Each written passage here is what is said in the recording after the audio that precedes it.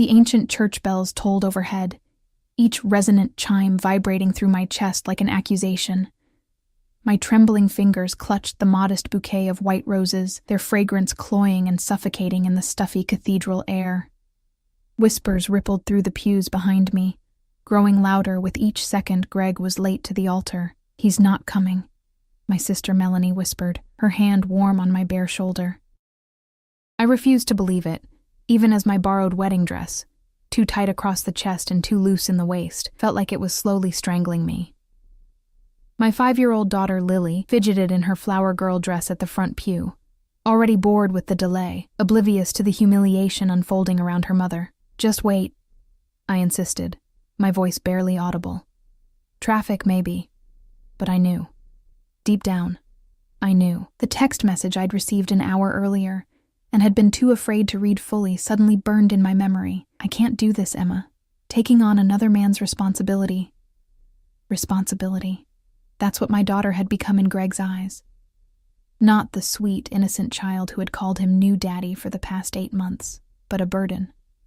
A responsibility he'd decided, at the last possible moment, he couldn't bear. The murmurs grew louder.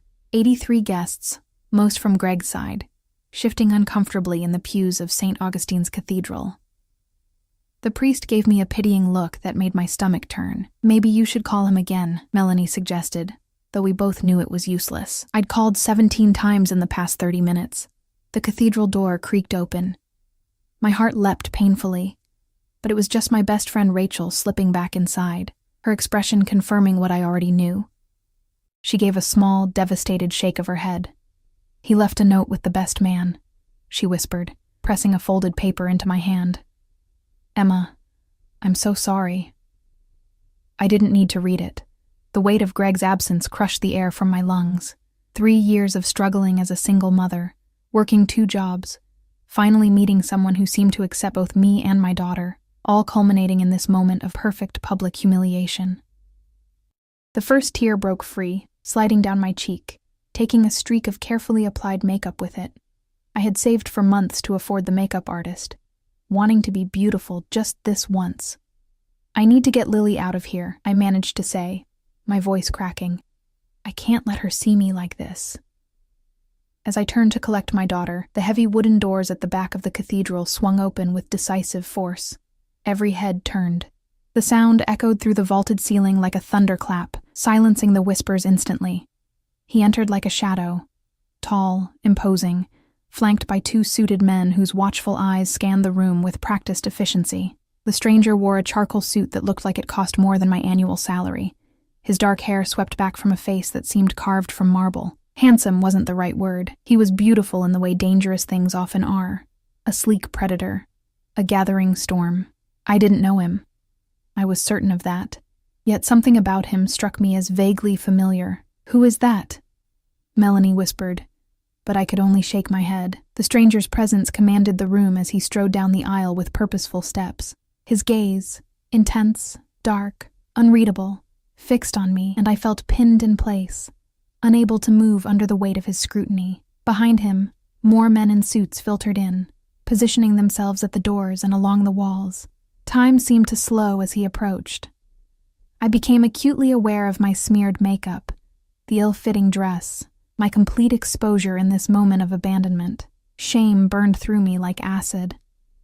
He stopped 3 feet from me, close enough that I could detect the faint scent of expensive cologne and something else, something sharp and masculine that made my senses heighten in primitive warning.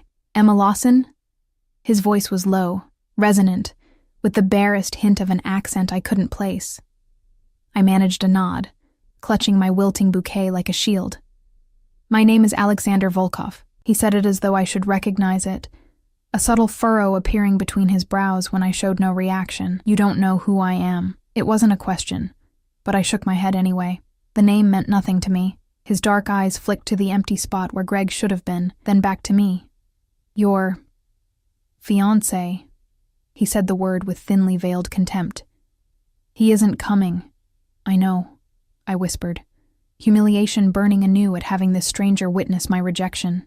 Alexander's jaw tightened almost imperceptibly. He worked for me. Indirectly. He owed me a significant debt. The cathedral had fallen completely silent. Even my daughter had stilled, watching the exchange with wide eyes.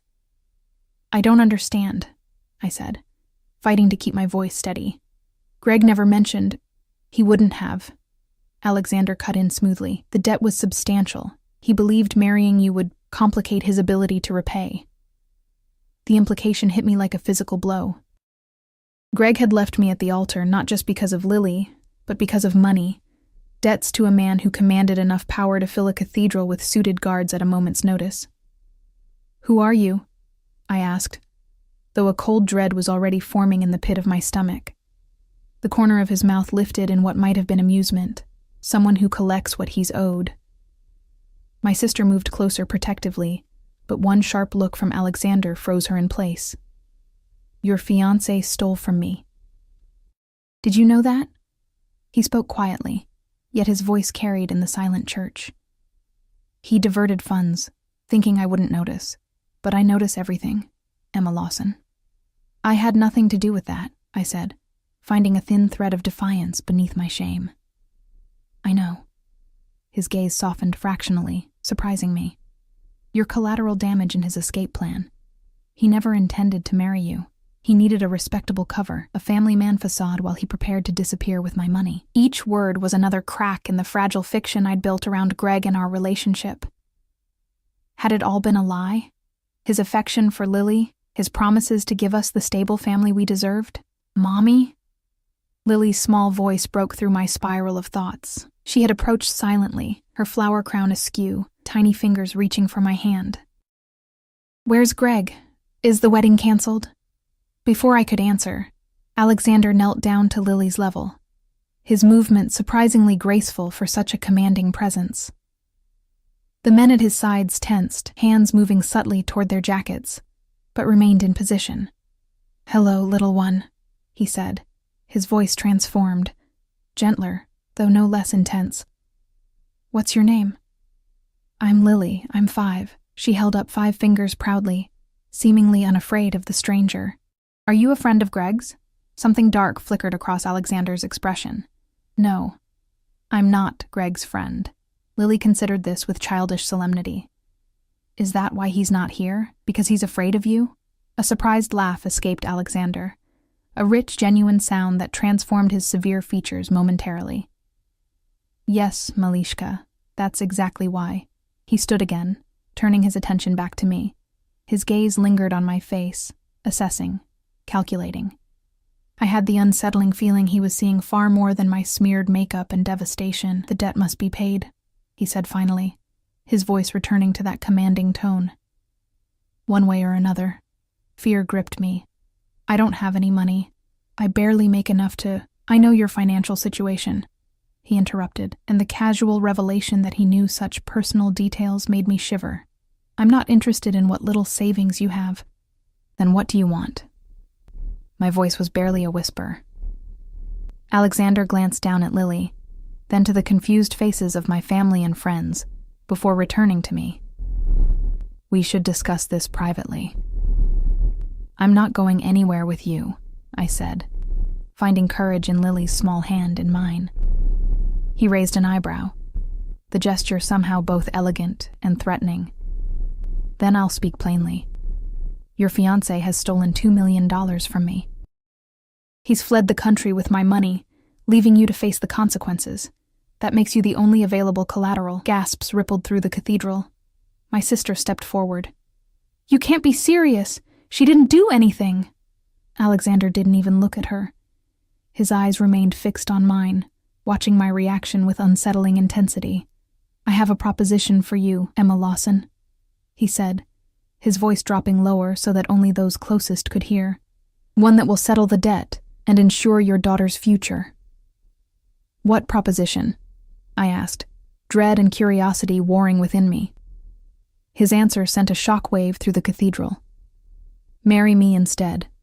The bouquet slipped from my fingers, white rose petals scattering across the polished marble floor like snow. "What?" I breathed, certain I had misheard. "Your fiancé refused to marry you," Alexander said, each word precise and deliberate, "so I'm offering to take his place." That's insane, I said, finding my voice. I don't even know you. You knew him for, what, a year? And look how that ended. His gaze was unflinching. I'm offering you security, protection, a future for your daughter. In return, the debt is erased. And if I refuse? Something shifted in his expression. A hardening. A glimpse of the steel beneath the polished exterior. Then I will collect what I'm owed through other means. Your ex-fiancé has family. They have assets. The threat was clear. I thought of Greg's elderly parents in the third pew, their confused, frightened expressions as they watched this exchange unfold. You would hurt innocent people over money? I asked, disgust rising within me. Alexander tilted his head slightly. Business is business. I prefer the elegant solution, don't you? Elegant. As if forcing a stranger into marriage at the altar where she'd just been abandoned could ever be described as elegant. This is ridiculous, I said, fighting back fresh tears. I can't just marry a stranger because another man left me. Not a stranger, he corrected. Alexander Volkov. And I'm not offering out of pity, Emma. I've had my eye on you for some time. The revelation sent a chill down my spine. What does that mean? Instead of answering, he glanced at his watch. A subtle, expensive gesture. You have a choice to make. The debt must be settled today, one way or another. You can't just... I can, he said simply, with the confidence of a man unaccustomed to hearing the word no, and I am. In that moment, I saw with perfect clarity what Greg had done. He hadn't just abandoned me. He had left me to face a predator he'd angered, using my heartbreak as a distraction while he fled with stolen millions. Mommy, are we still having a party? Lily asked, tugging my hand. You said there would be cake. Alexander's gaze softened as he looked at my daughter. There will definitely be cake, Malishka. Your mother and I just need to finish our conversation. His presumption ignited a spark of anger within me. Don't make promises to my child. He met my glare with unexpected appreciation in his dark eyes. Fire. Good, you'll need that. Before I could respond, he stepped closer, lowering his voice for my ears alone. I know about your struggles, Emma. The 2 jobs, the late rent payments, the payday loans. I know about Lily's father and how he left you both. I know about the medical bills you can't pay. He paused, letting each revelation sink in. I'm offering you a way out. All you have to do is say yes. My head spun with disbelief. How did he know these things? Why had he been watching me? And most disturbing of all, why would a man like him want to marry someone like me? What do you get out of this? I managed to ask. A small smile played at his lips. Let's call it a mutually beneficial arrangement. You get security. I get... His gaze traveled over me in a way that made my skin heat despite myself. Something I've wanted for some time. I opened my mouth to refuse, to tell him I couldn't possibly consider such an outrageous proposal. But my eyes caught on Lily's hopeful face, then drifted to my reflection in the stained glass. A woman in a borrowed dress with smeared makeup and crushed dreams. I need time to think, I said, my voice steadier than I felt. The priest is already here. The guests are seated. It would be a shame to waste the opportunity. His tone was light, almost amused, but his eyes remained serious, watchful. Think quickly, Emma. The next few moments passed in a blur. Melanie pulled me aside, her face contorted with panic as she whispered furiously, Emma, you can't seriously be considering this. The man is clearly dangerous. I glanced over at Alexander, who stood calmly conversing with the priest.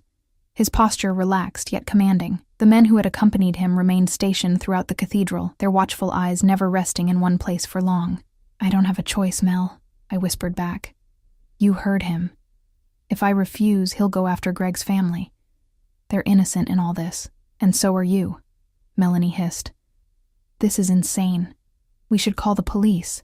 The moment she said it, one of Alexander's men shifted closer to us. Pretending to examine a nearby statue, but clearly listening, I squeezed my sister's arm in warning. Look at these men, I murmured.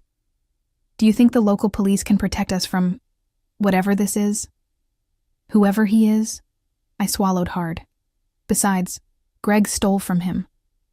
There's truth in that part at least. Melanie's eyes filled with tears. But marriage? Emma, you don't know anything about this man. I looked down at Lily, who had wandered back to her seat and was happily swinging her legs, the drama around her largely incomprehensible to her 5-year-old mind. "I know he could destroy us if I refuse," I said softly. "And I know he could provide for Lily in ways I've never been able to." The crushing weight of single motherhood, the constant financial struggle, the nights I'd gone hungry to ensure Lily had enough to eat, the medical bills piling up from her asthma treatments, all of it pressed down on me in that moment. "Just think about what you're doing," Melanie pleaded. "There has to be another way." But as Alexander turned and caught my eye from across the cathedral, the intensity of his gaze making my breath catch, I wasn't sure there was. I straightened my shoulders and walked back toward him, the torn hem of my second-hand wedding dress dragging slightly on the marble floor. As I approached, I noticed how the priest seemed simultaneously intimidated and fascinated by Alexander. "Have you reached a decision?" Alexander asked, his voice calm as though we were discussing a business proposal rather than the rest of our lives. "I need to understand something first," I said, finding resolve in the dire circumstances. "Why marriage? If this is about punishing Greg, there are simpler ways." A flicker of appreciation crossed his features. "Intelligent question," he said. "This isn't about punishing Greg, though that's an enjoyable side benefit. This is about what I want." "And what exactly do you want?" I asked, my voice barely steady. Alexander's dark eyes held mine. "A wife, a family. You." He glanced at Lily. "Both of you." A chill ran through me at the simple declaration. "But why me? There must be dozens of women who would—" "I don't want dozens of women," he cut in smoothly. "I want you. I've watched you for months, Emma. Your loyalty, your strength, your devotion to your daughter.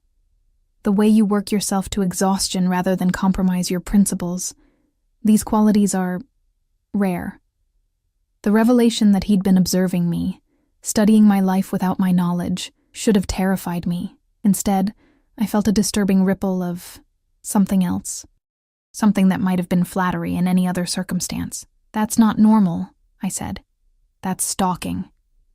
"That's due diligence," he corrected, unperturbed. "I don't enter into arrangements lightly." "Arrangements," I repeated bitterly. "Not marriages. Arrangements." His mouth curved into the barest hint of a smile. "Would you prefer I pretend this is a love match? I respect you too much for such fiction. This is an arrangement that benefits us both. I gain a wife with qualities I admire. You and your daughter gain protection, security, and a future far better than anything you could provide alone." His blunt honesty struck me more powerfully than any romantic declaration could have. After months of Greg's empty promises and ultimate betrayal, there was something almost refreshing about Alexander's straightforward approach. "If I agree," I said carefully, "I have conditions." He raised an eyebrow, amusement playing at the edges of his expression. "I'm listening." "Lily comes first, always. Her well-being, her happiness, her future. Those are non-negotiable." He nodded once, decisively. "Agreed. I want to finish my degree. I've put it off too long for Lily, and I—" "Of course," he interrupted. "I insist on it. Education is valuable." I blinked, caught off guard by his ready acceptance. "And I want to know what you do, the truth. No more secrets or surprises." At this, his expression grew more guarded. "You understand that some aspects of my business require discretion." "I'm not asking for confidential details," I clarified. "I'm asking to know who I'm marrying, what world I'm stepping into. I need to know if I'm putting Lily in danger." Alexander considered me for a long moment, his dark gaze assessing. Finally, he inclined his head slightly. "You deserve that much. We'll discuss it. Not here, but soon." I took a deep breath, my mind racing through the limited options before me. Refuse and face the consequences of Greg's theft. Accept and enter into a marriage with a powerful, dangerous man I knew almost nothing about. "One more thing," I said, my voice stronger now. "This may be an arrangement, but if we're going to be married, I won't be treated like a possession or a trophy. I expect respect." Something like admiration flickered in his eyes. "I would expect nothing less from the woman I choose as my wife."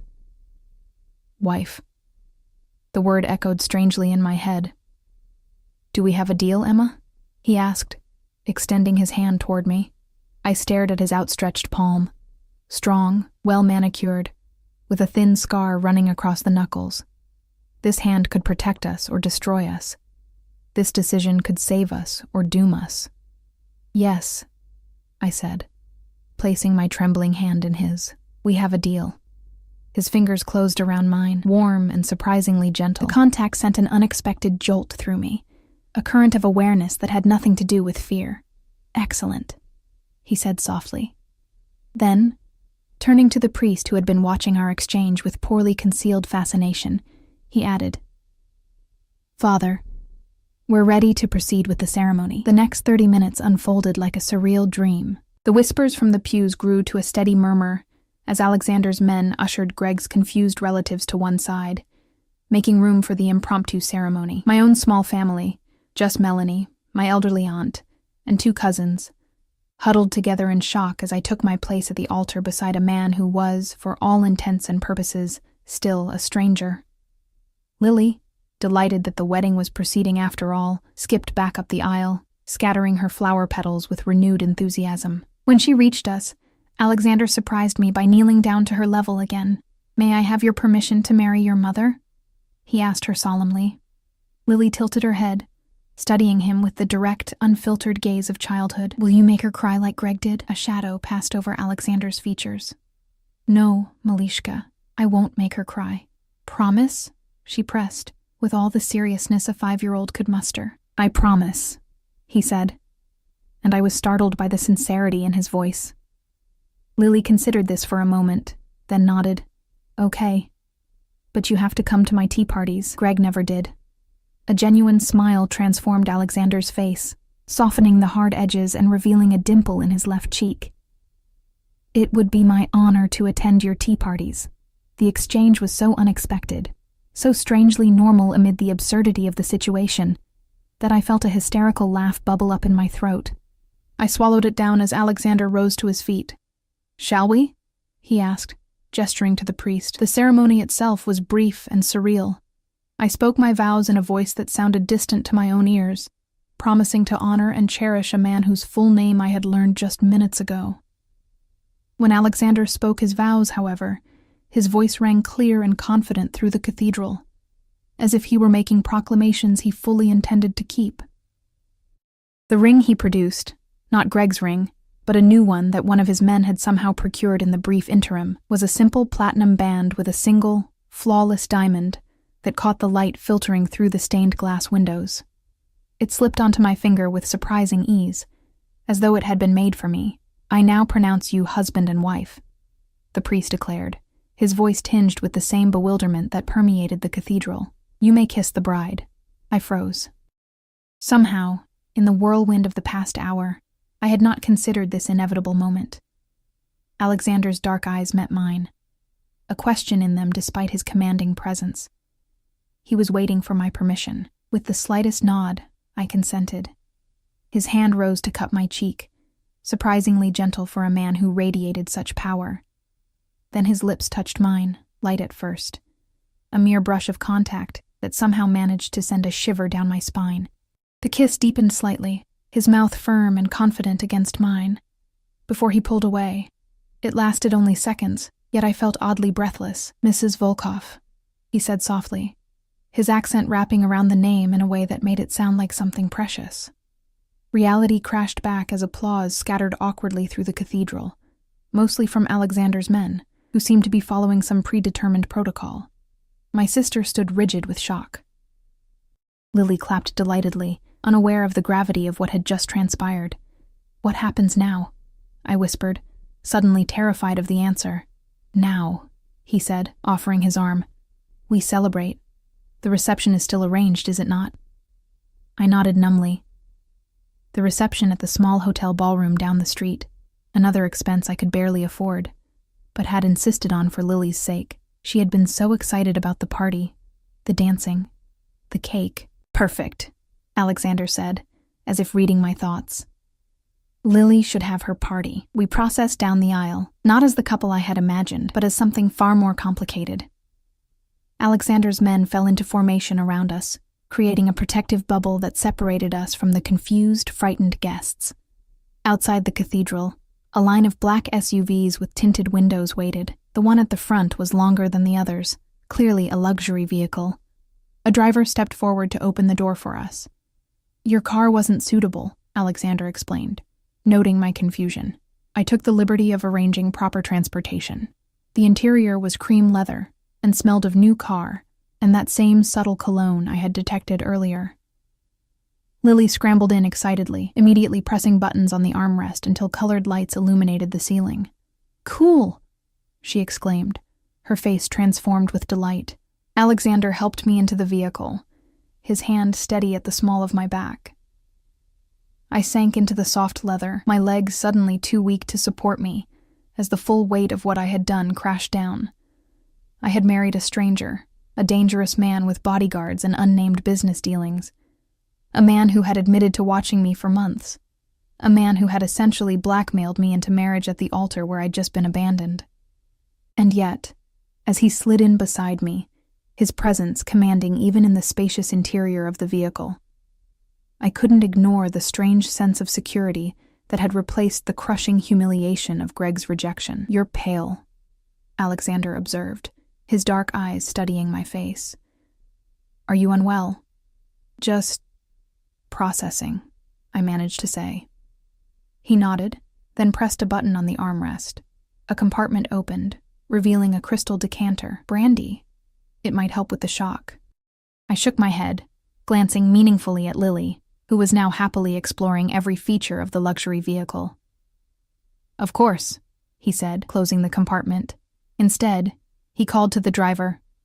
"Pavel, water for Mrs. Volkov and—" He turned to Lily. "What would you like to drink, Malishka?" "Apple juice," she said immediately, bouncing on the seat. "With a straw." "Apple juice with a straw," Alexander repeated, his serious tone at odds with the childish request. Somehow, a bottle of water and a carton of apple juice complete with straw appeared within seconds. As we pulled away from the cathedral, I stared out the window at the life I was leaving behind. The modest apartment Lily and I had shared, the community college where I took night classes, the diner where I worked morning shifts, all of it suddenly felt like part of a different existence. "What's happening at the reception?" I asked, trying to ground myself in practical concerns. "Most of those people are Greg's family and friends. They must be confused, afraid." Alexander's expression darkened slightly at the mention of Greg. "My men will explain that the celebration is continuing, but with a change in circumstances. Those who wish to leave may do so. Those who stay will be treated well."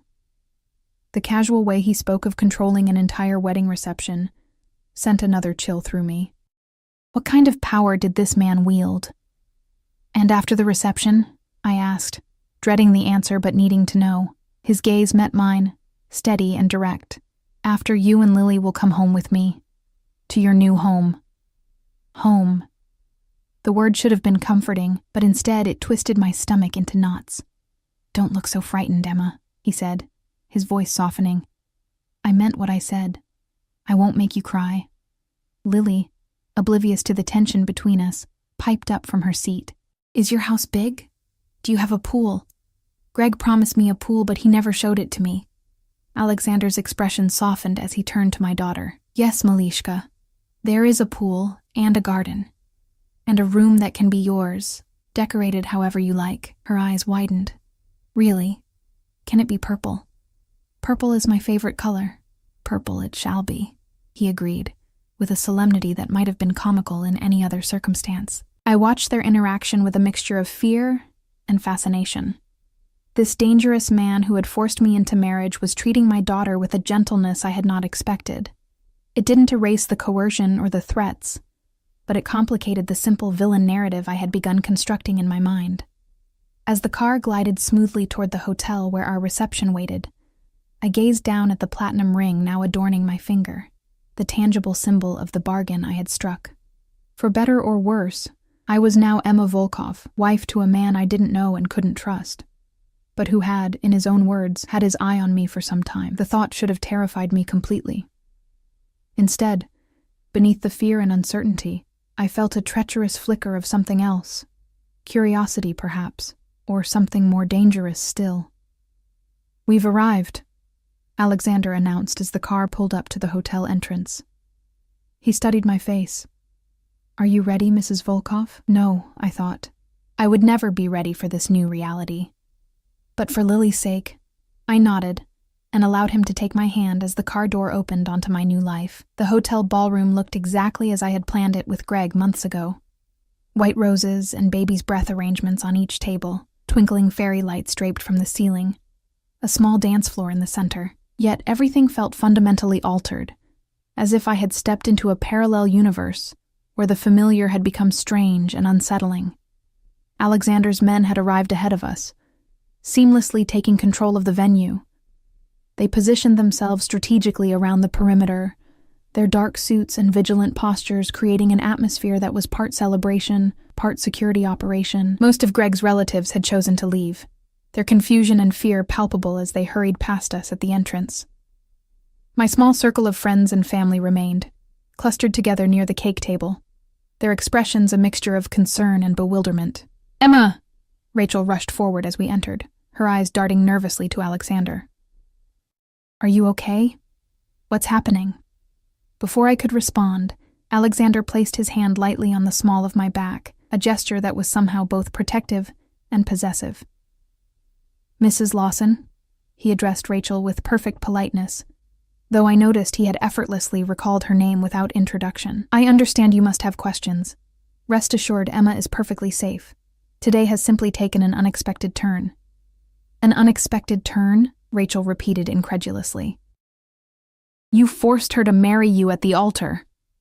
I felt Alexander stiffen beside me, the subtle shift in his posture radiating a warning that made me instinctively step between them. "Rachel, please," I said quietly. "Not here.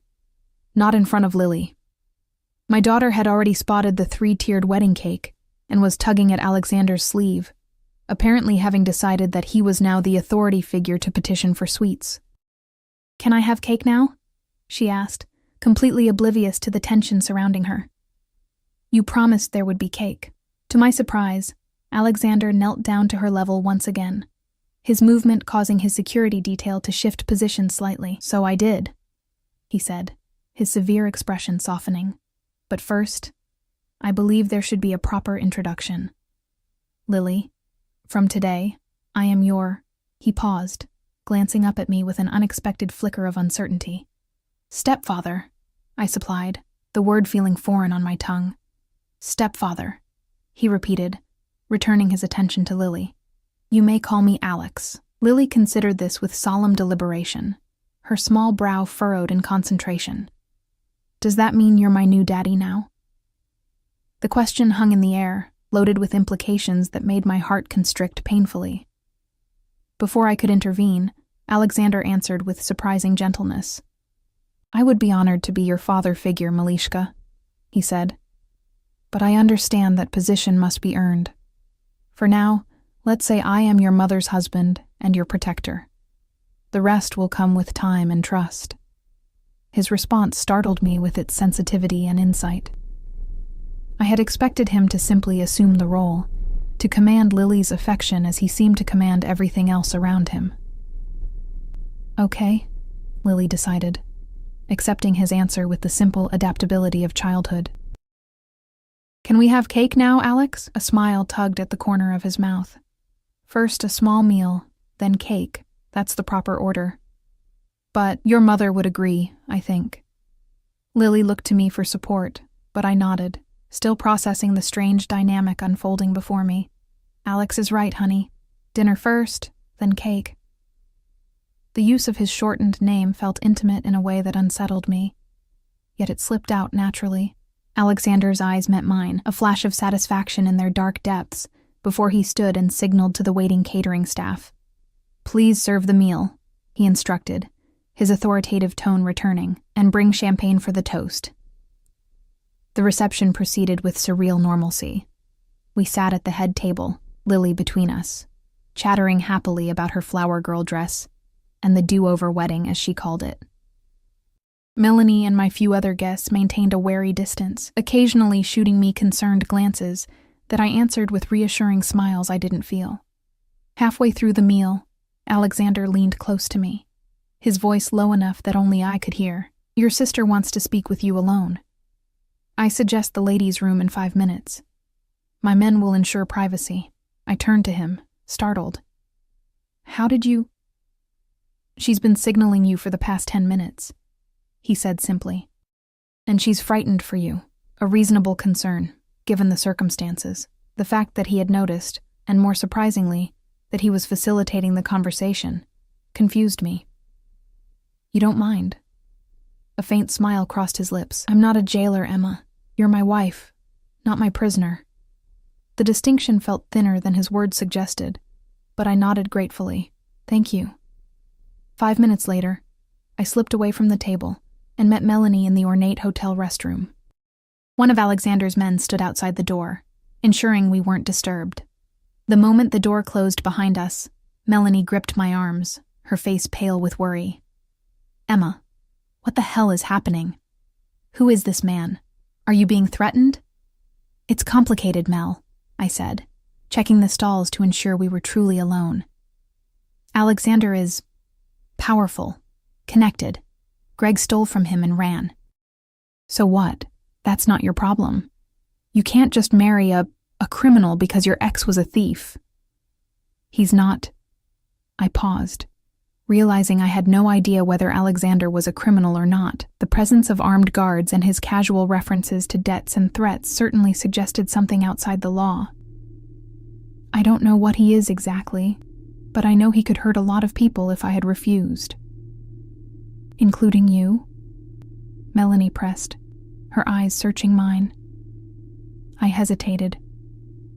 "Strangely, I don't think so.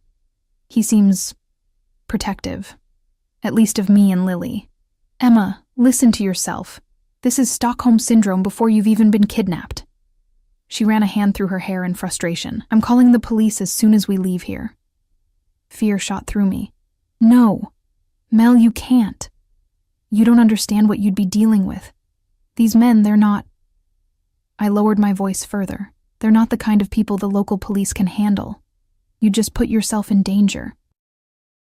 "So what, you're just going to go home with him? Live as his wife? Share his bed?" Her voice broke on the last words, the reality of my situation crashing down around us both. The thought of physical intimacy with Alexander sent an unexpected heat through me, not entirely from fear. I pushed the feeling aside, focusing on the practical. "I don't have a choice right now," I said firmly. "I need to protect Lily, and this is the way to do it. He's promised us safety, security. Lily can have the life I could never give her on my own." Melanie's eyes filled with tears. "At what cost, Emma? What will he expect from you?" The question hung between us, unanswered, as the door to the restroom swung open. One of Alexander's men stood in the doorway, his expression carefully neutral. "Mrs. Volkov, your husband requests your presence for the cake cutting." Mrs. Volkov. The name still felt foreign, like a costume I had put on rather than an identity. I squeezed Melanie's hand. "It's going to be okay. Trust me." "I trust you," she whispered. "It's him I don't trust." We returned to the reception, where Alexander waited beside the wedding cake, Lily bouncing excitedly at his side. As I approached, I noticed that he had removed his suit jacket, revealing a crisp white shirt and shoulder holster with what was unmistakably a handgun. The casual display of weaponry in the middle of a wedding reception should have horrified me, yet it seemed perfectly in keeping with the day's surreal events. "Everything all right?" he asked as I rejoined them, his eyes assessing my expression with that now familiar intensity. "Yes," I said, aware of Melanie watching us closely. "Just sister talk." He nodded, clearly not believing the simplification but accepting it nonetheless. "Lily has been very patient waiting for cake," he said, changing the subject. "She tells me chocolate is her favorite." "It is," I confirmed, surprised he had taken the time to learn such a detail about my daughter during my brief absence. Lily tugged at my dress. "Can we cut the cake now, Mommy, please?" The normalcy of her request amid the strangeness of the day nearly broke me. This was supposed to be a happy occasion. My wedding day, the beginning of a stable family life for Lily. Instead, It had become something I couldn't even define. "Of course, sweetheart," I managed, forcing a smile. The cake-cutting ceremony was a strange facsimile of tradition. Alexander's hand covered mine as we sliced through the bottom tier together, his touch warm and steady against my trembling fingers. When it came time to feed each other a piece, another tradition I had insisted on for Lily's sake, I hesitated. Alexander seemed to sense my reluctance. With a subtlety I was beginning to recognize as characteristic, he adjusted the moment, taking a small bite from the piece I offered, then immediately turning to offer a bite to Lily instead of to me. She giggled with delight, chocolate frosting smearing across her cheek as she bit into the cake. "Your turn, Mommy," she insisted, and I found myself accepting a small piece from Alexander's fingers, the casual intimacy of the gesture sending another unwelcome ripple of awareness through me. As the cake was distributed to the remaining guests, Alexander led me to the small dance floor, his intent clear. "I don't think I can dance," I whispered, panic rising at the thought of being held in his arms while everyone watched. "We must," he said simply. "It's expected. Just follow my lead." Before I could protest further, his arm slipped around my waist, drawing me against him with gentle but insistent pressure. His other hand clasped mine, and we began moving to the soft music the hired DJ had started playing. "You're afraid," he observed, his voice low enough that only I could hear. "Of course I'm afraid," I replied, finding a thread of defiance beneath the fear. I just married a complete stranger who threatened Greg's family if I refused. Should I be relaxed? To my surprise, a smile tugged at his lips. "No. Your fear is reasonable, but perhaps misplaced." "What does that mean?" His eyes held mine as we moved across the floor. "It means I have no intention of harming you or Lily. Quite the opposite. Then why force this marriage? Why not just let me go when Greg ran?" The questions had been burning inside me since the moment he appeared in the cathedral. Alexander was quiet for a moment, his steps never faltering as he guided me in a simple waltz. "I told you before. I've had my eye on you for some time." "That doesn't explain anything," I pressed, emboldened by the privacy of our conversation amid the music. "Why me? I'm nobody special." His hand tightened slightly at my waist. "You underestimate yourself, Emma. Your resilience, your loyalty, your fierce protection of your daughter despite overwhelming odds." His gaze intensified. "These qualities are valuable to me." "Valuable," I repeated. "Like an asset, like a partner," he corrected. "I have wealth, power, influence, but these things mean little without someone worthy to share them with, someone who understands sacrifice and loyalty." The explanation was both flattering and disturbing. "So you, what, watched me from afar and decided I would make a suitable wife?" "In essence, yes," he admitted without a trace of embarrassment. "Though the opportunity to claim you arose unexpectedly, Greg's theft accelerated my timeline." "Claim me," I echoed, the possessive language sending a shiver down my spine. "I'm not a possession, Alexander. Alex," he corrected gently. "And no, you're not a possession. You're something far more precious. A woman who earned my respect before you even knew I existed." Before I could respond to this unsettling declaration, the music shifted to a livelier tune, and Lily bounded onto the dance floor, breaking the tension of the moment. "Dance with me too," she demanded, tugging at Alexander's pant leg. Without hesitation, he released me and scooped Lily up, settling her on his hip with surprising ease. "As the lady commands," he said, his severe expression transforming as he spun her around, eliciting a squeal of delight. I watched them, my emotions a tangled mess of fear, confusion, and something dangerously close to hope. The sight of my daughter so readily accepting this stranger, laughing in his arms as though she'd known him forever, both alarmed and comforted me. Children often sensed things adults missed. Was Lily's easy acceptance a sign that Alexander could be trusted, at least where she was concerned? The reception wound down as evening fell. Lily, exhausted from excitement and sugar, had fallen asleep in one of the plush chairs, her flower crown askew on her tousled hair. The few remaining guests had departed, leaving only Alexander's men stationed around the ballroom. "It's time to go," Alexander said, approaching me where I stood gazing out the window at the darkening sky. Reality crashed back with his words. Go where? To his home? His bed? The thought sent a rush of panic through me. I need to get our things from my apartment, I said, grasping at practicalities to delay the inevitable. Lily's favorite stuffed animal, her medications, my... Already taken care of, he interrupted smoothly. While we were at the reception, my people packed everything of importance from your apartment. It's being delivered to our home as we speak. The casual invasion of privacy stunned me. You had people go through my things? Without my permission? Alexander studied my face, seeming to realize he had overstepped. I thought it would be helpful. One less worry for you after an already difficult day. It's not helpful. It's invasive, I said, finding my voice despite my fear. You can't just rearrange my life without consulting me. Instead of anger at my defiance, I saw what appeared to be genuine regret cross his features. You're right, he conceded, surprising me. I apologize.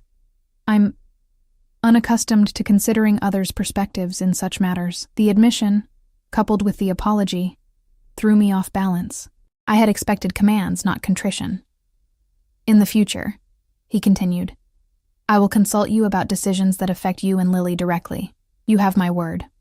I nodded, not entirely trusting the promise, but appreciating the gesture nonetheless.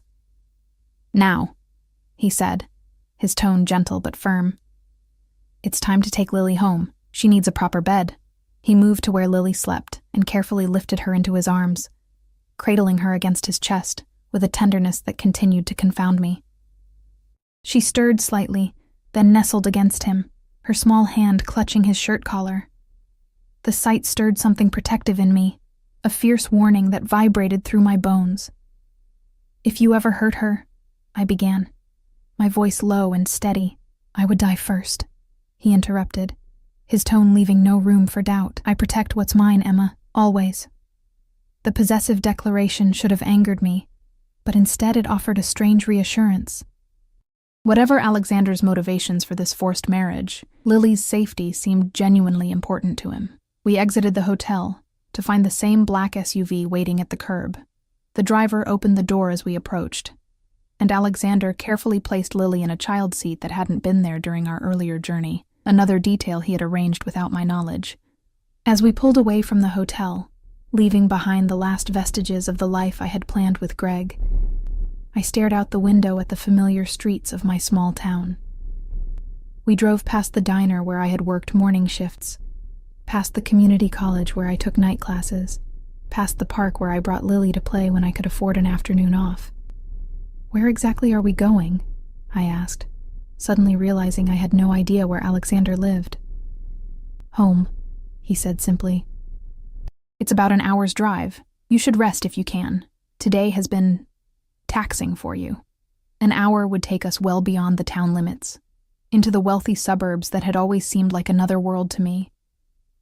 I leaned my head against the cool window, exhaustion settling into my bones as the events of the day caught up with me. Despite my intention to remain vigilant, I must have dozed off, because the next thing I knew, Alexander was gently shaking my shoulder. We've arrived, Emma, he said softly. I blinked awake, disoriented, to find we had stopped before a set of imposing iron gates. As they swung open silently, the SUV proceeded up a long, winding driveway flanked by perfectly manicured hedges. In the darkness, I could make out the silhouette of what appeared to be a massive house. No, not a house, an estate, looming ahead of us. This is where you live? I asked, my voice small in the quiet car. This is where we live, Alexander corrected, as the vehicle came to a stop before a grand entrance. Welcome home, Mrs. Volkov. As the driver opened the door and I stepped out into my new life, I couldn't help but wonder if I had traded one prison for another, the prison of poverty and struggle for the gilded cage of a dangerous man's protection. Only time would tell which was worse. Alexander lifted the still sleeping Lily from her seat, cradling her protectively against his chest. Follow me, he said quietly. I'll show you to your rooms. Your rooms. Plural. The implication wasn't lost on me. Perhaps this night, at least, I would have a reprieve from the more intimate aspects of this arranged marriage. The thought brought both relief and a confusing pang of something like disappointment that I quickly suppressed. As we stepped through the massive front doors into a foyer larger than my entire apartment, I took a deep breath and straightened my shoulders.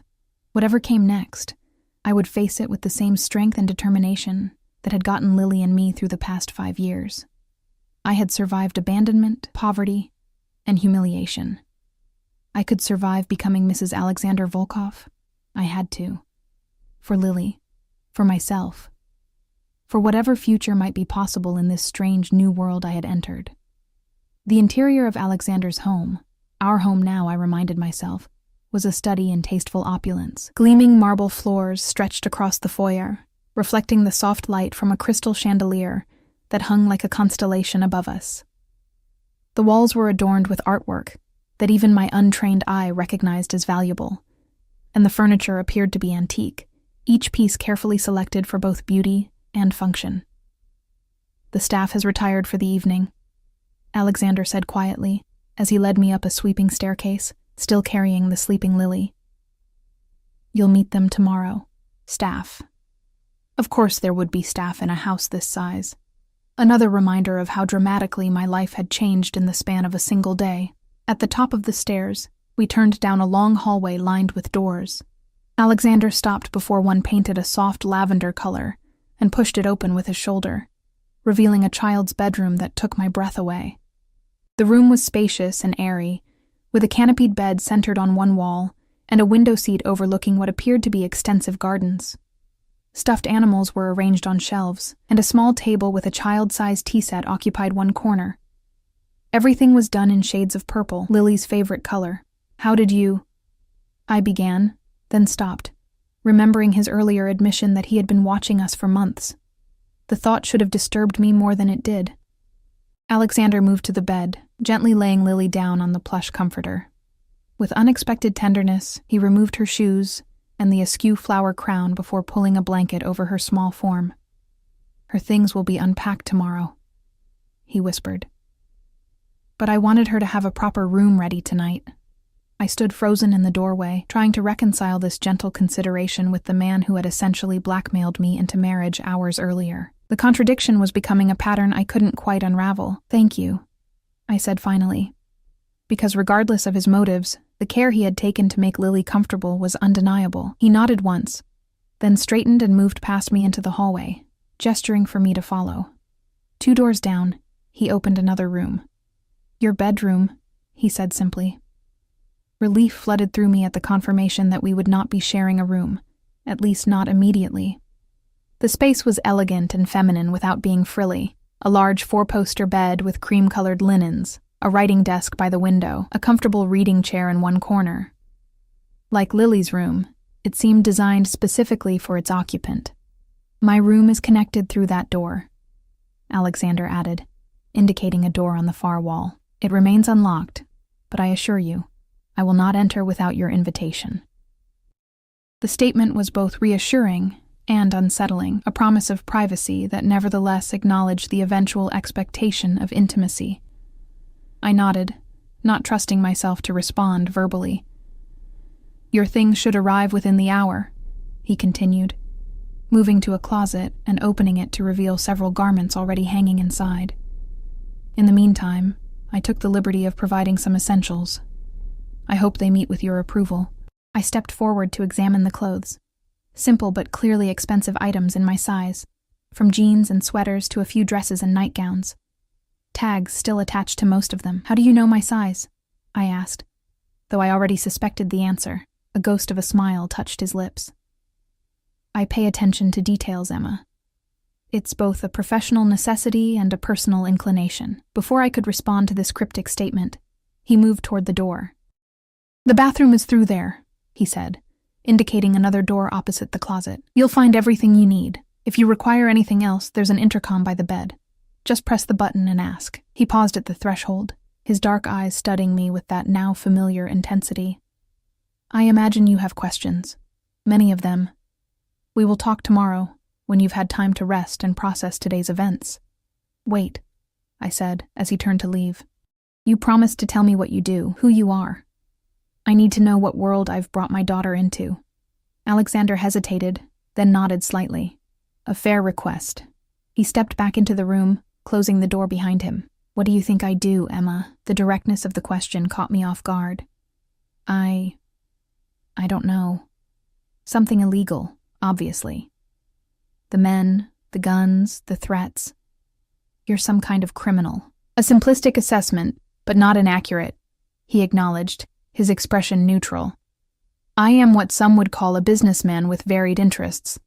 Others might use the term organization. You're in the Mafia, I stated flatly, tired of euphemisms. Instead of denying it or becoming angry, he simply inclined his head. The term is somewhat outdated and Hollywood-influenced, but yes, I lead what you would call a crime syndicate. My family has controlled certain operations in this region for 3 generations. The calm admission sent a chill through me, even though I had already suspected as much.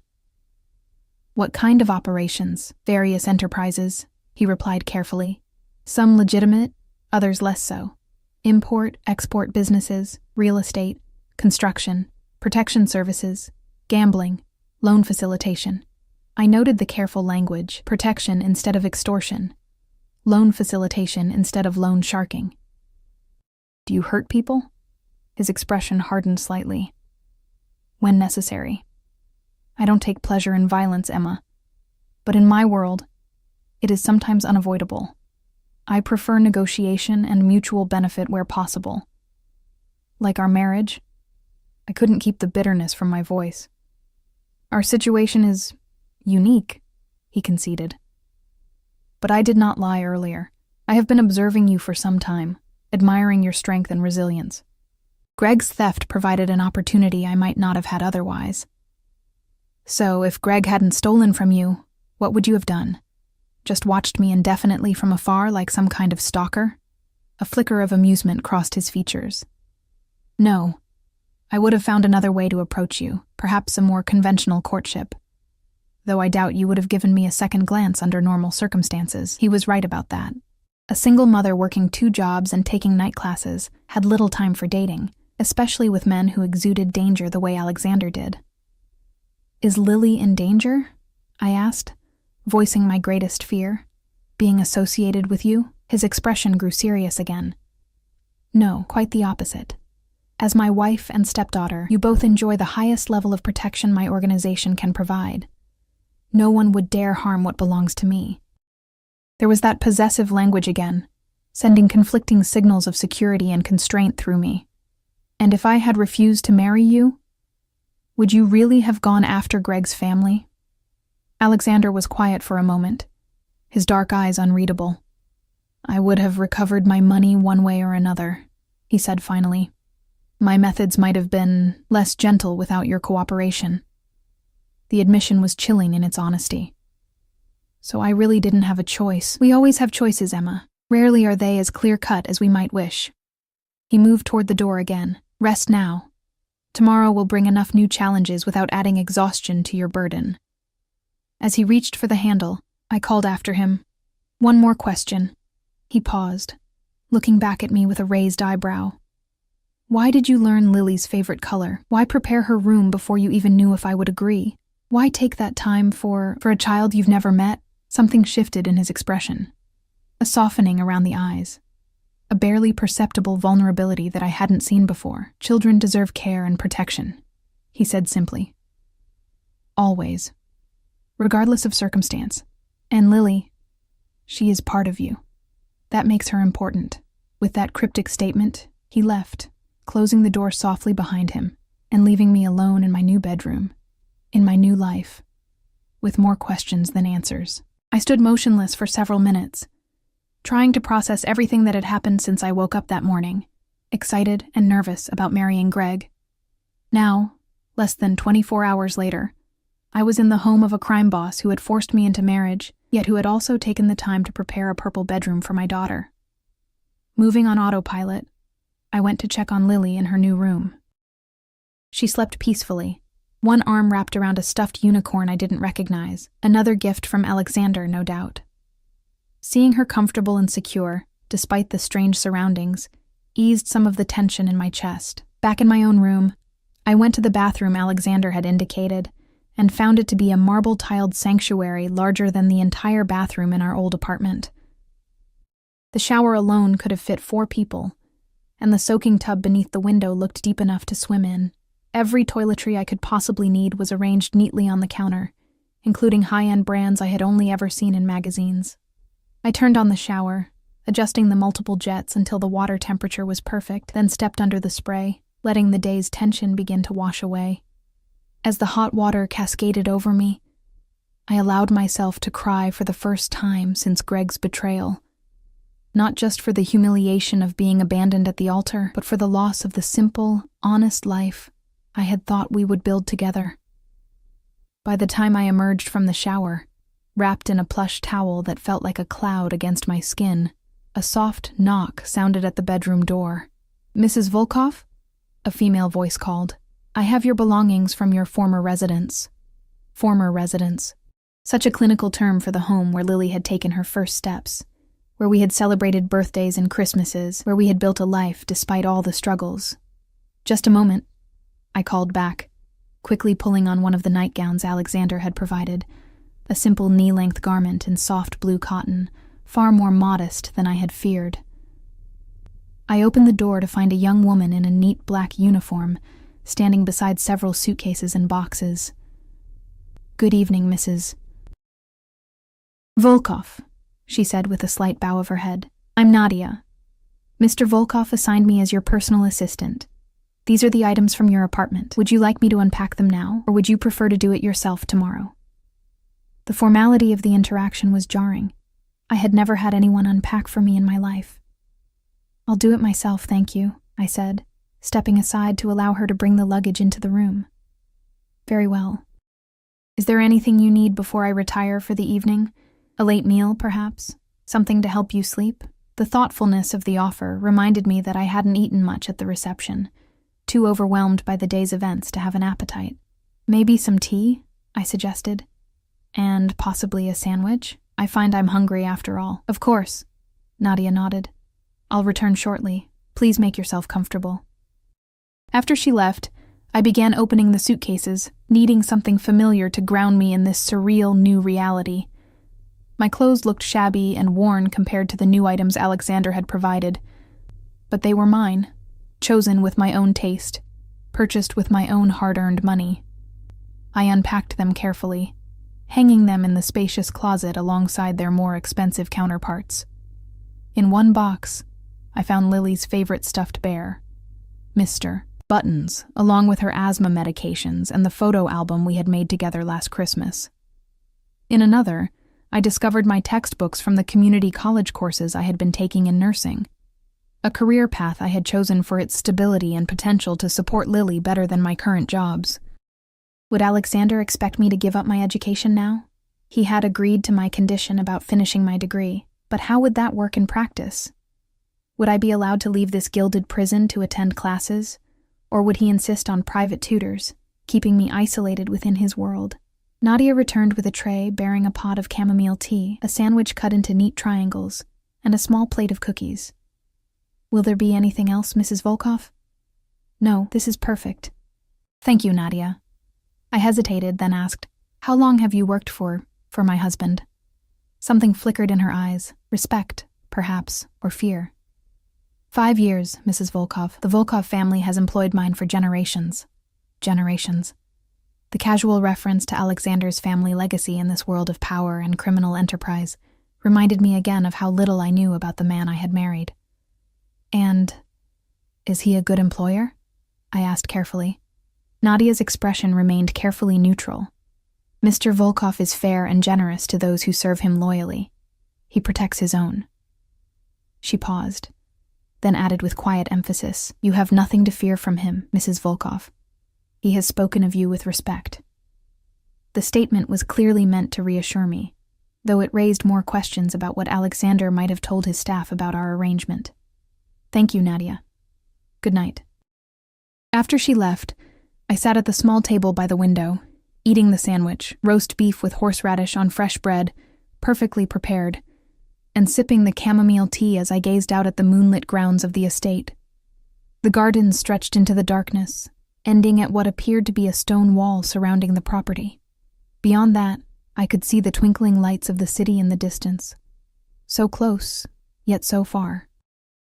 Could I leave if I wanted to, pack up Lily and run, or were we effectively prisoners here, despite Alexander's assurances to the contrary? As I contemplated my limited options, a soft sound from the hallway caught my attention. Moving to the door, I opened it to find Lily standing there in her flower girl dress, looking disoriented and frightened. "Mommy?" she whimpered. "Where are we?" I woke up in a strange room. I knelt down and gathered her into my arms. "It's okay, sweetheart. We're in our new home now. Remember Alex? From the wedding? This is his house, and we live here now." She rubbed her eyes sleepily. "Is he my new daddy now?" The innocent question twisted my heart. "He's my husband now," I said carefully. "And he wants to take care of us, but relationships take time to build, Lily.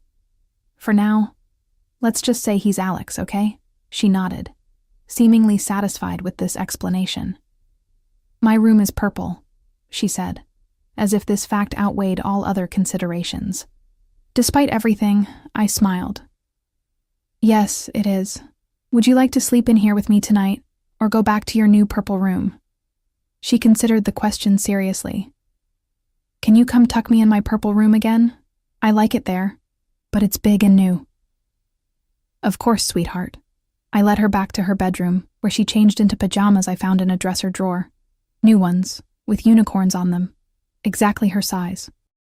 As I tucked her into the canopied bed, she looked around the room with sleepy wonder. "Mommy, are we rich now?" she asked innocently. The question caught me off guard. "Alex is rich," I corrected gently.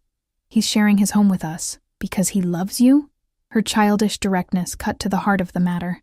I hesitated, unwilling to lie to my daughter, yet unable to explain the complex arrangement I had entered into.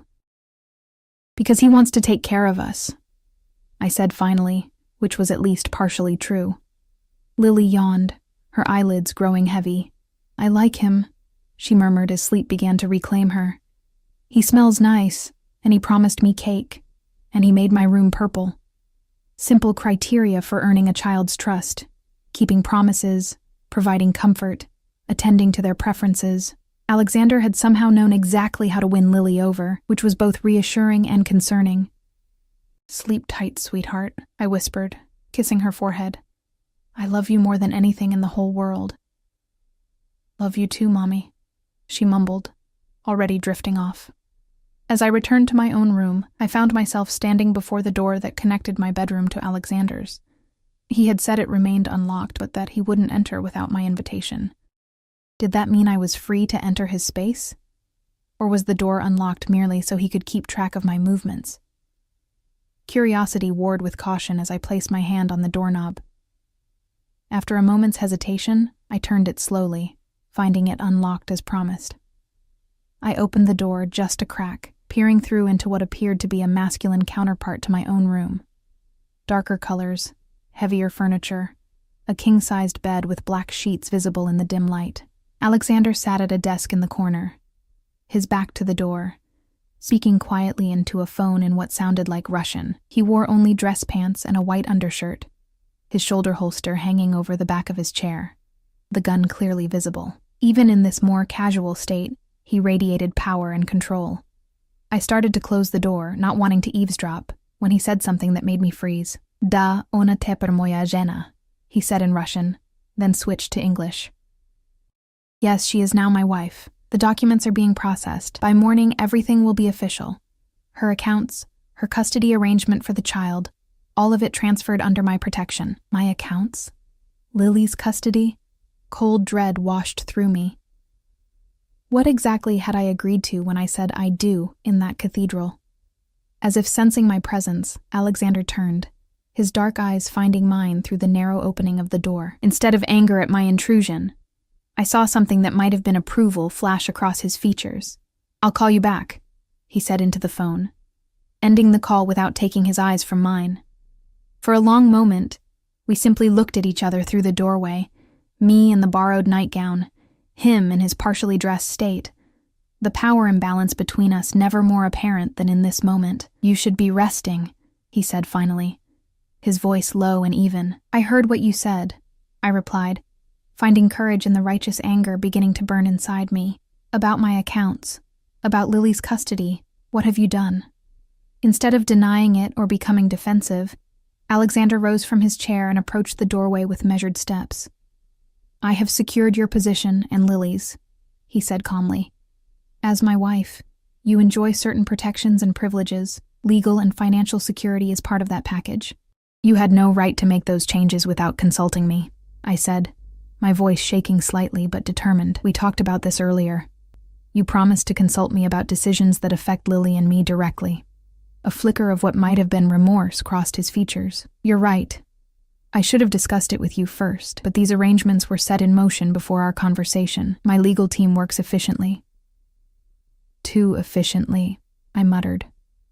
I want access to my own accounts, and I want to know exactly what changes you've made regarding Lily's custody. Alexander studied me for a moment, then nodded.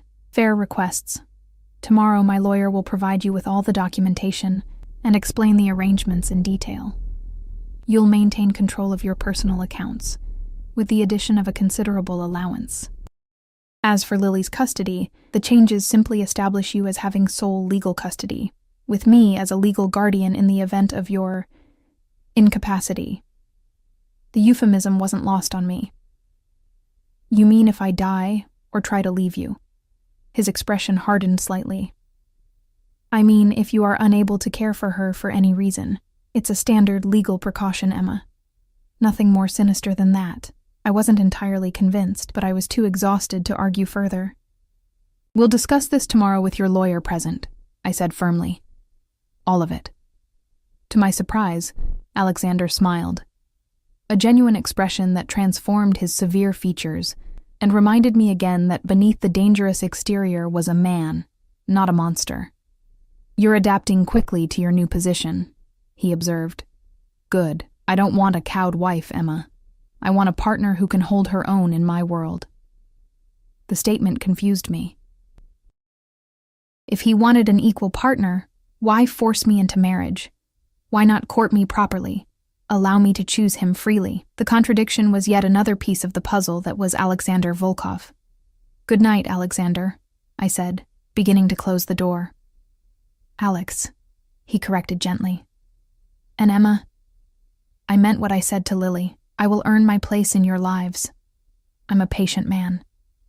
As I closed the door and returned to my own bed, his words echoed in my mind, patient, determined, dangerous. Yet also, in his own way, honorable. The combination was as confusing as it was compelling. Lying in the most comfortable bed I had ever experienced, I stared at the ceiling, trying to make sense of my new reality. I had entered this arrangement believing I had no choice, that it was a sacrifice made for Lily's sake and for the protection of innocent people. But as sleep finally began to claim me, I couldn't ignore the unsettling realization that some small, treacherous part of me was curious to discover what kind of life awaited me as Mrs. Alexander Volkov. I awoke to sunlight streaming through curtains I didn't remember closing, momentarily disoriented by the unfamiliar surroundings. The events of the previous day rushed back in a flood of memory. Greg's abandonment, Alexander's appearance, our hasty wedding, and my first night in this mansion that was now, supposedly, my home. A soft knock at the door pulled me from my thoughts. Mrs. Volkov? Nadia's voice called. I've brought breakfast and coffee. May I come in? Yes, please, I called back, sitting up and running a hand through my tangled hair. Nadia entered, carrying a tray laden with fresh pastries, fruit, and a steaming pot of coffee. She set it on the small table by the window, then moved to draw the curtains fully open, revealing a breathtaking view of manicured gardens stretching toward a distant tree line. Did you sleep well, Mrs. Volkov? She asked, pouring a cup of coffee exactly how I preferred it. Light with cream, no sugar. Another detail Alexander had somehow learned during his observation of my life. Surprisingly, yes, I admitted. The comfort of the bed had eventually lulled me into a deeper sleep than I'd expected. Miss Lily is already awake and having breakfast in the kitchen with Mrs. Reynolds, our cook, Nadia informed me. She seems to be adapting well. Mr. Volkov arranged for a tutor to assess her educational needs this morning, if that meets with your approval. The casual way she mentioned decisions being made about my daughter's education without my input reignited yesterday's frustration. A tutor? Without discussing it with me first? Nadia's expression remained carefully neutral. Mr. Volkov mentioned you might prefer to be consulted on such matters. He asked me to inform you that the assessment is merely preliminary, and that all educational decisions will ultimately be yours to make. The small concession, evidence that Alexander had at least acknowledged our conversation from the night before, eased my irritation slightly. Thank you, Nadia. Please tell my husband I would like to speak with him this morning, and I'd like to see Lily as soon as I've dressed. Of course, Mrs. Volkov. Mr. Volkov is currently in a meeting but asked me to inform you that he has scheduled time to speak with you at 11. His attorney will be present to address your questions about the financial and legal arrangements. She moved to the closet, opening it with practiced efficiency. Would you like assistance selecting your attire for the day? The offer was so foreign to my experience that I almost laughed. No, thank you. I can manage. Nadia nodded. Very well. If you need anything, simply press the intercom button. When you're ready to see Miss Lily, she'll be in the garden with Mrs. Reynolds and Dmitri. Dmitri? The unfamiliar name set off alarms in my head. Miss Lily's security detail, Nadia explained matter-of-factly. Mr. Volkov assigns protection to all family members, security detail, for a 5-year-old. The reminder of the world I had entered, a world where children needed armed guards, sent a chill through me despite the warm morning sunlight. After Nadia left, I ate the breakfast she'd brought, surprised by my own appetite. The pastries were still warm, the fruit perfectly ripe, the coffee rich and flavorful. Small luxuries I had rarely been able to afford in my previous life. I dressed in a pair of jeans and a simple blouse from my own wardrobe, deliberately choosing my familiar clothes over the expensive new items Alexander had provided. A small act of independence in a situation where I had precious little control. Following Nadia's directions, I made my way downstairs and through the house to the rear garden. The mansion was even more impressive by daylight. Spacious rooms decorated with tasteful luxury, artwork that looked museum-worthy, furnishings that spoke of old money and refined taste rather than gaudy new wealth. I found Lily sitting on a stone patio, happily chatting with an older woman who must have been Mrs. Reynolds. Nearby, a tall, broad-shouldered man in a dark suit stood at a discreet distance, his watchful gaze constantly scanning the surroundings. Dmitri, I presumed. "Mommy!" Lily cried when she spotted me, jumping up from her chair and running toward me. "Our house has a fountain, and Mrs. Reynolds made pancakes shaped like animals, and Dmitri showed me how to say hello in Russian." I scooped her up, holding her tightly as if to reassure myself that despite our changed circumstances, she was still my same exuberant Lily. "That sounds wonderful, sweetheart. Are you doing okay with all these new things?" She nodded enthusiastically. "I love my purple room, and Alex said I can have swimming lessons in the big pool when it gets warmer. And look." She proudly displayed a delicate silver bracelet on her tiny wrist. "Alex gave me this at breakfast. He said it's to keep me safe." I examined the bracelet more closely and noticed a small charm that looked suspiciously like a tracking device. My stomach tightened at the realization, but I forced a smile for Lily's sake. "It's very pretty, honey." "Mr. Volkov had it specially made," Dmitri spoke up, approaching us with a respectful nod. "It contains a GPS locator and a panic button. If she presses the star charm for 3 seconds, it alerts security immediately. A precaution only, Mrs. Volkov." A precaution against what? I wanted to ask, but not in front of Lily. "Thank you for looking after her, Dmitri." "It is my honor," he replied with unexpected sincerity. "Mr. Volkov has assigned me exclusively to Miss Lily's protection. I have 3 daughters of my own. I understand the precious nature of my charge." The personal detail humanized him, transforming him from a faceless security guard to a father who understood the value of what he was protecting. Another calculated move by Alexander, or genuine consideration. "Lily, would you like to show me around the garden?" I asked, needing some time alone with my daughter. "Yes, there are roses and a maze and a special playground Alex said was just for me." She tugged at my hand, eager to display all the wonders of our new home. As we walked through the garden, Dmitri maintained a respectful distance, close enough to respond if needed, but far enough to give us privacy. Lily chattered excitedly about everything she had discovered that morning. The kitchen that was bigger than our whole old apartment, the library filled with children's books, the promises Alexander had made about swimming lessons and ballet classes, and a puppy once we were settled. "You seem to like Alex," I observed carefully, watching her reaction. Lily nodded vigorously. "He's nice. And he listens when I talk, not like Greg, who was always looking at his phone. And he said I could call him Papa when I'm ready, but only if I want to. No pressure." No pressure. The exact words Alexander must have used, repeated in my daughter's innocent voice. The calculated perfection of his approach to winning Lily's trust was both impressive and unsettling. "Remember what we talked about, though," I said gently. "Getting to know new people takes time. It's okay to like Alex, but we need to build trust slowly." "I know, Mommy." That's what Alex said, too. She skipped ahead to examine a butterfly that had landed on a nearby flower, apparently untroubled by the complexities that weighed so heavily on me. At precisely 11 o'clock, Nadia found us in the garden to escort me to Alexander's study. Lily stayed behind with Mrs. Reynolds, who had planned an art project to keep her occupied during our meeting. Alexander's study reflected his personality. Powerful, elegant, with an old-world sensibility tempered by modern efficiency. Floor-to-ceiling bookshelves lined one wall, a massive desk dominated the center of the room, and a seating area with leather chairs occupied one corner. The windows overlooked the front drive, providing a strategic view of anyone approaching the house. Alexander stood as I entered, dressed impeccably in a tailored suit that emphasized his athletic build. "Emma," he greeted me, his dark eyes taking in my deliberately casual attire without comment. "I trust you slept well?" "Well enough," I replied, taking the seat he indicated. An older man in an expensive suit sat nearby, a briefcase open on the coffee table between us. "This is Mr. Harrington, my attorney." Alexander introduced us. "He has prepared the documentation you requested regarding your accounts and Lily's custody arrangements." Mr. Harrington handed me a folder containing several legal documents. "Mrs. Volkov, I've prepared a summary of the changes for your review. As Mr.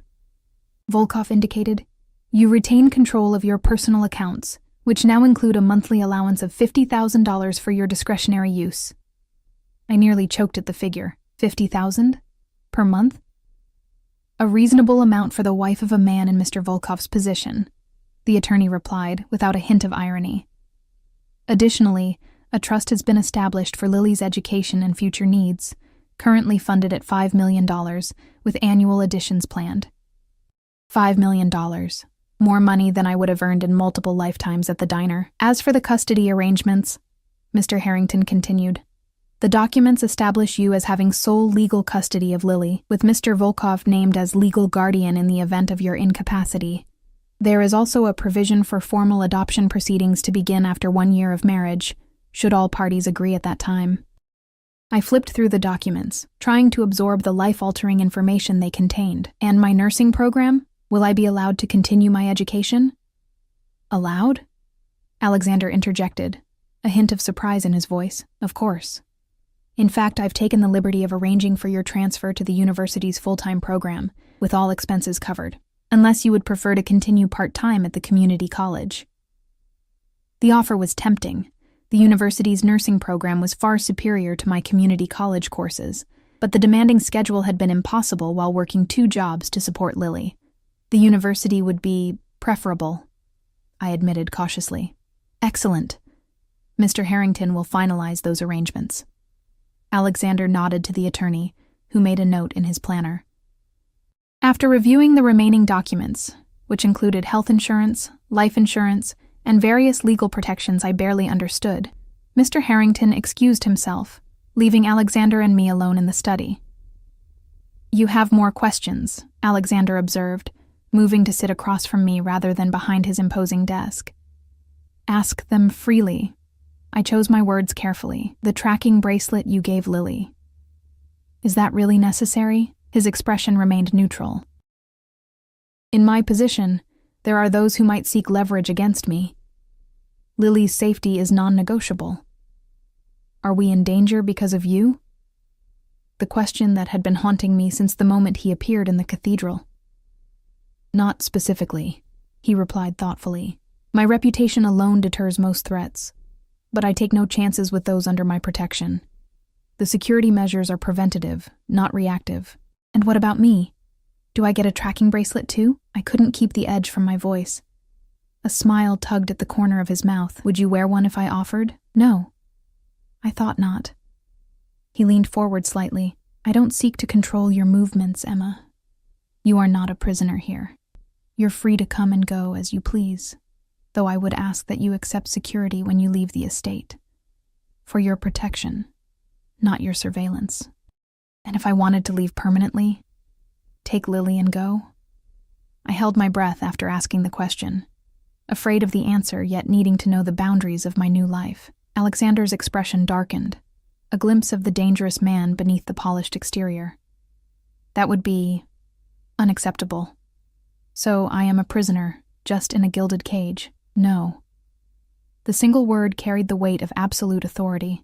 You are my wife. Lily is now under my protection. I will not relinquish either of you. But within those parameters, you have freedom and agency. Your education, your interests, your independence in day-to-day matters, these are yours to determine. The brutal honesty of his position was almost refreshing after Greg's empty promises and eventual betrayal. Alexander made no pretense about his possessive nature or his expectations. What do you want from me, Alex? I asked softly, deliberately using his preferred name. Really? Beyond the legal documents and arrangements. What do you expect from this marriage? Something shifted in his dark eyes. A vulnerability I hadn't witnessed before. Loyalty. Respect. Eventually, perhaps, affection. He paused, choosing his words with evident care. I did not lie when I said I had been watching you for some time, Emma. Your resilience, your devotion to Lily, your determination to improve your circumstances through education rather than seeking the easy path. These qualities are rare and valuable. I want a partner who embodies them. And what about love? The question slipped out before I could stop it. Love, he repeated, as if testing the word. In my experience, love is often a weakness exploited by others, but I believe a deeper attachment can grow from respect and shared purpose. He met my gaze directly. I am not incapable of love, Emma. But I do not expect it to be given freely or quickly. The answer was more honest than I had anticipated, revealing a pragmatic view of relationships that was oddly compatible with my own hard-earned wariness after Lily's father abandoned us and Greg's ultimate betrayal. There is one more matter we should discuss, Alexander said, his tone shifting to something more businesslike. The physical aspect of our marriage. Heat rushed to my face at the direct approach. I will not press you, he interrupted smoothly. As I said last night, I am a patient man. We will share proximity through our connected rooms, meals together, public appearances as husband and wife. The rest will develop naturally, or not at all. The unexpected consideration caught me off guard. I had prepared myself for demands, not patience. Thank you, I said quietly, genuinely appreciative of this small mercy.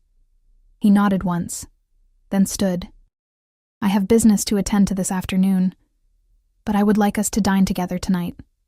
You, me, and Lily. A proper family dinner to begin establishing routines. Family dinner. The simple domestic concept seemed incongruous with everything I knew about this dangerous, powerful man. All right, I agreed. Lily would like that. And you? He asked, studying my face with that unnerving intensity. I'm still adjusting, I answered honestly, but I appreciate your patience and your consideration for Lily's happiness. He accepted this with a slight inclination of his head. Until dinner, then. The weeks that followed established a strange new normal. Lily thrived in our new environment, her natural resilience and adaptability serving her well. She adored the tutors Alexander arranged, excelled in her new swimming lessons, and gradually began referring to him as Papa Alex, a compromise that seemed to satisfy both her desire for a father figure and my insistence on honoring the newness of our arrangement. I began the university nursing program, throwing myself into studies that had once seemed like an impossible dream. True to his word, Alexander provided security, but not surveillance, never questioning my comings and goings as long as I accepted the protection of a driver and bodyguard. Alexander himself remained an enigma, polite, considerate, even gentle with Lily, yet clearly dangerous to those who crossed him. I caught glimpses of his business dealings, hushed phone conversations in Russian, meetings with men whose deferential behavior spoke volumes about Alexander's position in the criminal hierarchy. Yet he kept the darker aspects of his world carefully separated from our daily lives, creating a bubble of normalcy within the broader context of his criminal empire. Gradually, imperceptibly, the dynamic between us shifted. Our connected rooms remained a symbol of both separation and possibility. The door between us always unlocked but rarely crossed. We developed rituals, morning coffee in the garden, family dinners with Lily, occasional late-night conversations in his study after she'd gone to bed. I found myself looking forward to these moments, drawn to his intelligence, his unexpected humor, his absolute reliability in keeping his promises. 3 months after our unconventional wedding, I returned home from a long day at the university to find Lily already asleep and Alexander waiting in the garden with a bottle of wine and 2 glasses. "You received your midterm results today," he said as I joined him. "Top of your class in 3 subjects. I'm proud of you." The simple praise warmed me more than it should have. "You checked my grades? I take an interest in your successes," he replied unapologetically, pouring wine into both glasses. "As I said from the beginning, your education is important." We sat in comfortable silence for a while, sipping wine and watching the sunset paint the sky in shades of pink and gold. The strange comfort of his presence had become familiar over the past months, the initial fear gradually replaced by a cautious trust. "I never thanked you," I said finally, breaking the silence. Alexander raised an eyebrow. "For what?" "For saving me from humiliation that day in the cathedral, for giving Lily stability and opportunities I could never have provided on my own." I took another sip of wine, gathering courage. "When you appeared, I thought you were there to hurt us because of what Greg had done. Instead, you've given us a home, security, a future." "Is it so surprising that I would protect what's mine?" he asked softly. Once the possessive phrasing would have angered me. Now I understood it as his way of expressing care. "We weren't yours then," I reminded him. "You claimed us. I recognized your value," he corrected. "There's a difference." The distinction was subtle, but significant. In Alexander's world of transactions and power dynamics, seeing worth in someone was perhaps the closest equivalent to more conventional affection. "Are you happy here, Emma?" he asked suddenly, his dark eyes intent on my face. The question deserved honest consideration. "I'm content," I answered carefully. "Lily is thriving. I'm pursuing education I never thought possible. And you've been—" I searched for the right word. "Kind. Far kinder than I expected given how our arrangement began." "But not happiness," he observed, a hint of something like disappointment in his voice. "Happiness requires freedom, Alex. Real freedom, not just a longer leash." He flinched slightly at the metaphor. "You still see yourself as captive, aren't I?" I challenged gently. "You said yourself that leaving would be unacceptable." Alexander was silent for a long moment, swirling the wine in his glass thoughtfully. "What if I told you that you could leave? Take Lily and go, with my blessing and continued financial support. No tracking, no security detail. True freedom." My heart raced at the unexpected offer. "You would let us go? If that would bring you happiness," he said quietly. "Yes." I studied his face, searching for deception and finding none. "Why would you do that? After all the trouble you went to, arranging our marriage, establishing legal ties, because in these past months, I've come to want more than just your presence, Emma." His voice had softened to a near whisper. "I want your choice, your willing participation in this life we're building." The admission stunned me. This dangerous, powerful man who had orchestrated our entire relationship through coercion and calculation was now offering freedom, the one thing I had believed he would never grant. "And if I chose to stay?" I asked, my voice barely audible. His eyes held mine with that familiar intensity. "Then it would be as true partners. Not captive and captor, not debtor and creditor, but husband and wife, in substance as well as name. The invitation in his words was unmistakable. In offering me freedom, he was also offering intimacy, a relationship based on choice rather than coercion. The final barrier between us removed. "I need time to think," I said, overwhelmed by the implications of his offer. "Take all the time you need," he replied. "As I've said from the beginning, I'm a patient man." That night, I lay awake in my bed, staring at the connecting door that separated our rooms, the door that had remained closed each night, despite the growing attraction between us, the door that symbolized the final choice I had yet to make. I thought of Lily's happiness, her attachment to Papa Alex that had grown naturally despite my initial reservations. I thought of the life we had built here, imperfect, complicated, but secure in ways I had never experienced before. And I thought of Alexander himself, the man who had forced me into marriage yet never forced himself upon me, the criminal with an unshakable code of honor, the dangerous man who read bedtime stories to Lily with different voices for each character. With sudden clarity, I realized that the choice had already been made, not in a single dramatic moment, but in the accumulation of small decisions and growing trust over the past months. I had chosen this life, this man, this future, not when I said "I do" in the cathedral, but in all the days that followed. Rising from my bed, I moved to the connecting door and turned the handle. Alexander was awake, sitting in an armchair by the window, a book open in his lap.